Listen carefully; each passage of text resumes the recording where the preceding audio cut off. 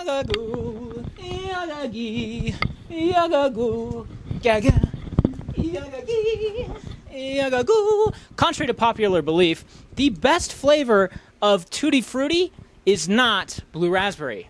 It's green apple. So we're on the subject of Part 1s again. This is Mission Impossible Dead Reckoning Part 1.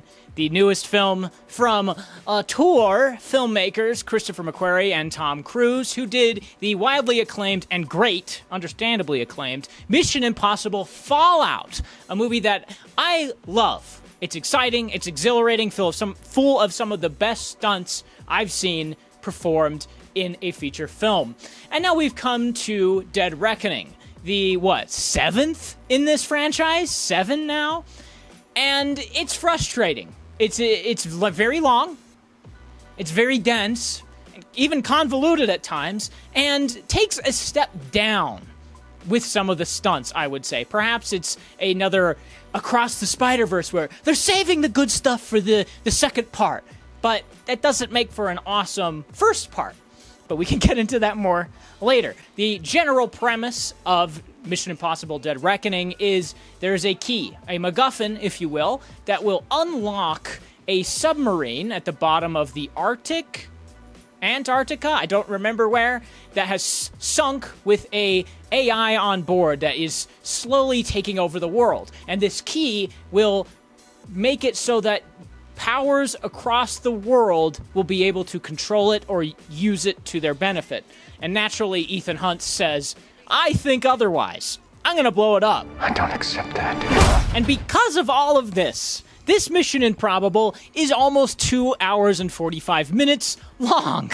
The goddamn thing doesn't stop. It just goes and goes and goes. And is filled to the brim with exposition. It's scene after scene of different players coming into the game wanting the key for one reason or another. It's just so long. And yet, I'm advocating for it to be longer. Does it make much sense? Yes. Just let me... Give me a second. Just give me a second. I want this movie to be complete. Just like I want all the Part 1s to be complete. I want Harry Potter Part 1 to not be a Part 1. I want Across the Spider-Verse to not be a Part 1. I want Twilight. Don't think I've forgotten about you. To be complete. I don't want Part 1s. I don't like Part 1s. I want to bring back 4-hour movies.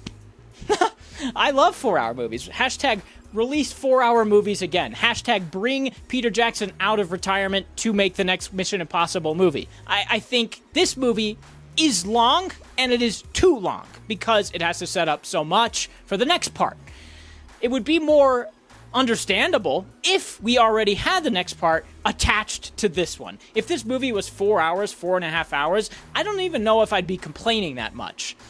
Other than there is a lot of exposition. That stuff could have been trimmed. There is a lot of that.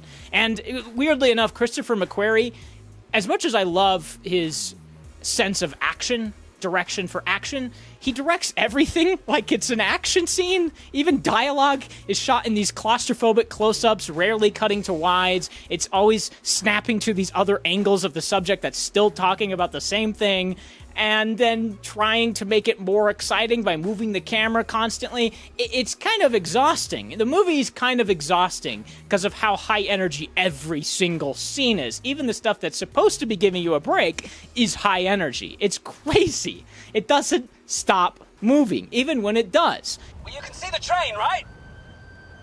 Yes, I see the train. What about it? And you have a parachute. Got a parachute. What do you expect me to do? Well, just, jump.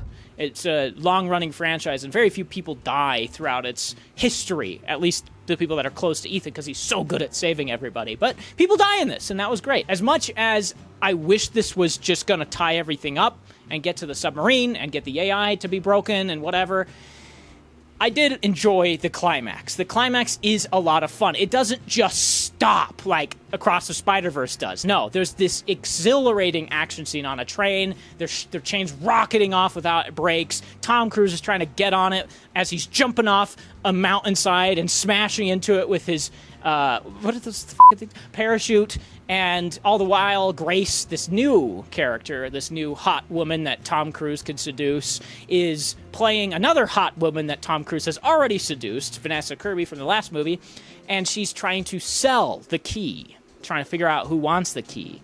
And she gets away, and yada, yada, yada. The train explodes and goes off a cliff. And there's this incredible, and I mean incredible, probably the best thing about the movie, scene when this train is dangling off the edge, and they're, like, running up. There's a piano that's falling towards them. There's chairs that are jumping at them. They're trying to jump away. They're climbing up as boiling oil's falling out of a deep fryer, and they're trying to get up this train compartment before it falls, one after the other after the other. It's great. That's the best part of the movie. I loved that.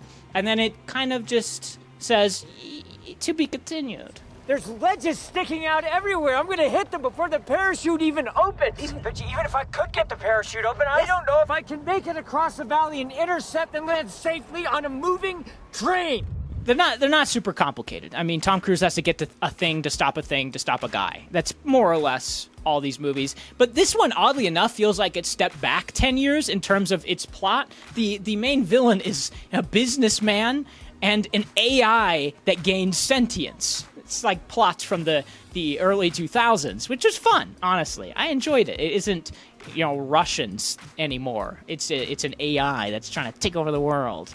But it's not that complicated. The characters aren't that complicated. The best new addition is Grace, who's this pickpocket thief girl, and she's constantly trying to get away from Ethan because she doesn't trust him, even though he's the only one trying to keep her alive. That stuff I liked. Their dynamic I liked. Of course, Simon Pegg and Vin Rhames is awesome, as usual. Their relationship is a lot of fun. They have some great moments. A lot of the actors in this are just very good at their jobs. They don't need complicated characters to be fun, and they are. So, it's a fine movie. It's a fun movie. It's too long. There's a lot of exposition to explain the stakes, the setup for the next film, and it ends in a pretty spectacular action scene, which is exactly what you'd expect from Mission Impossible. So, yeah, I'd say it's a 6. It definitely doesn't have the stunts or the memorability, even, of Fallout, where there's a halo jump. Oh, my God, they did that. Oh, Tom Cruise is dangling from a helicopter? Jesus Christ, this is crazy. There's a big action scene left and right. He's driving on a motorcycle, and these cops are coming after him. He's driving through oncoming traffic. Oh, man, this is nuts. There's a lot more memorable stuff in Fallout. This one has a couple of awesome action scenes that are unfortunately spread thin across a 2-hour and 40-minute runtime. So, it's fine. It's fine. I wish I was as cool as Tom Cruise, but there can only be one. And that fills me with such self-loathing, I'm probably gonna go and lay on my bed and cry until nobody comes and comforts me.